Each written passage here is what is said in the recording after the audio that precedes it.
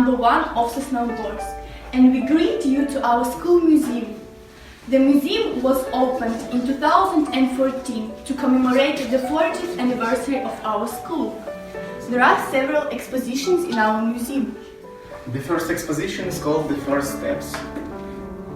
It's devoted to the beginning of the foundation of our town and our school. These events happened during the 95 years industrial plan, the period of a quick development of automobile industry. In 1973, first houses appeared. The construction of both the first school and the plant was considered to be a high priority project. And on the 1st of September in 1974, the first bell rang in school number 1.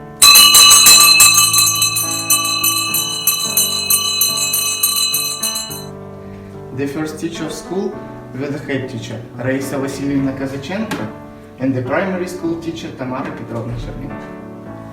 I would like to draw your attention to the second exposition called I Give My Heart to Children.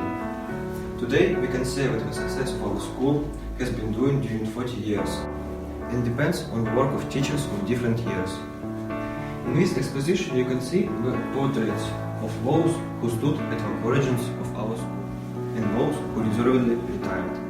The heart of our gymnasium is our beloved and honorable headmaster, Gutman Eduard Ionadanovich.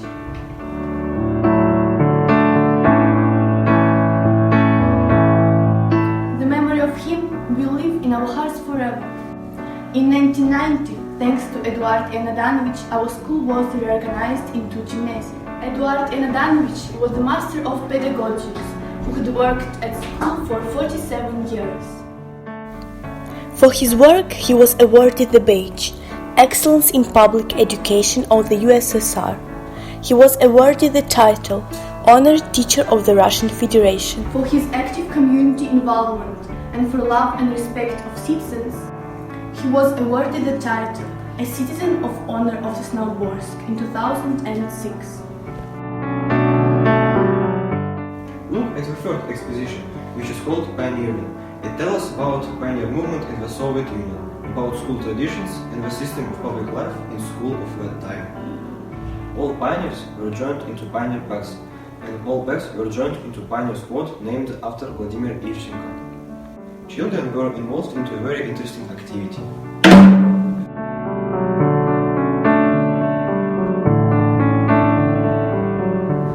The fifth expo's wonderful school years is about life at school, but mostly it is the history of a newspaper called On the Free Floors. Before, children wrote it by hand, but now it is printed in a press center. In 1978, Tabakova Lyudmila Ivanovna, a teacher of Russian and literature, started working in the school. But later she was appointed to do out-of-class and out-of-school work. She converted into effect the idea of making a school press center. The point of her work was to make the newspaper be a class struggle.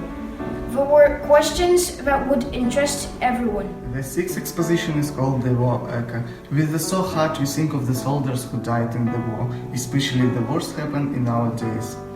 The most horrible war was the Chechen War. There is a memorable table on the walls of our school, named after Sergei Viktorovich Kuriganov, the militia captain. In 2002, Sergei Viktorovich died during his temporary duty trip in the Chechen Republic. We are proud of our graduates, and that's why the seventh exposition is dedicated to them. What are they? Where are they now? The territory our graduates live and work is represented at our exposition.